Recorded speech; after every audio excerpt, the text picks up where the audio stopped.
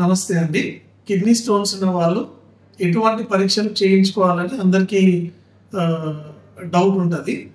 So generally kidney stones ఉన్న వాళ్ళు first మనం అల్ట్రాసోనోగ్రఫీ చేస్తాము. అల్ట్రాసౌండ్లో మనకు కిడ్నీలో స్టోన్ ఉందా, యురేటర్లో స్టోన్ ఉందా, బ్లాడర్లో స్టోన్ ఉందా అని తెలుస్తుంది. దాంతోపాటు కిడ్నీలో వాపు ఉందా లేదా, హైడ్రోనెఫ్రోసిస్ అని చూస్తుంటాము. సో కిడ్నీ చుట్టూ ఏమైనా ఇన్ఫెక్షన్ ఉందా లేదా, ఇవన్నీ మనకు అల్ట్రాసౌండ్లో తెలుస్తుంది. అలా కాకుండా ఒక ఎక్స్రే కేయుబి, ఓ సింపుల్ కిడ్నీ ఎక్స్రే తీస్తే కూడా మనకు ఆ ఎక్స్రేలో కిడ్నీ స్టోన్స్ రేడియోపేక్ అంటాము, అలా ఉంటే కనుక మనకు కనిపిస్తాయి. ఇన్వెస్టిగేషన్స్ మనకు అల్ట్రాసౌండ్ ఎక్స్రే కాకుండా బ్లడ్ టెస్ట్ సిబిపి చేస్తాము. సిబిపిలో కిడ్నీ స్టోన్ వల్ల ఇన్ఫెక్షన్ ఉందా లేదా, తెల్ల కణాలు పెరిగినాయా లేదా తెలుస్తుంది. Urine test, complete urine examination చేస్తాము. అందులో యూరిన్లో బ్లడ్ పోతుందా, యూరిన్లో పస్ సెల్స్ ఉన్నాయా, ఇవన్నీ ఏంటంటే ఇండైరెక్ట్ ఎవిడెన్స్ ఆఫ్ స్టోన్ అన్నట్టు.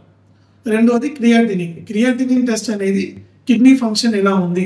చాలా మటుకు పెద్ద స్టోన్స్ 3 సెంటీమీటర్ 4 సెంటీమీటర్ స్టోన్ మనకు సివియర్ పెయిన్ ఉండదు. కిడ్నీ ఫెయిల్ అయ్యి క్రియాటినిన్ పెరిగి బయటపడతారండి.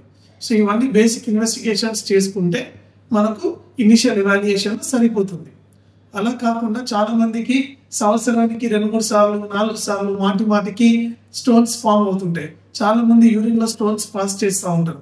వాళ్ళకు డీటెయిల్ మెటబాలిక్ ఎవాల్యుయేషన్, మనకు serum calcium test, uric acid, మనకు parathyroid hormone test, detail 24 hours metabolic evaluation ఉంటుంది.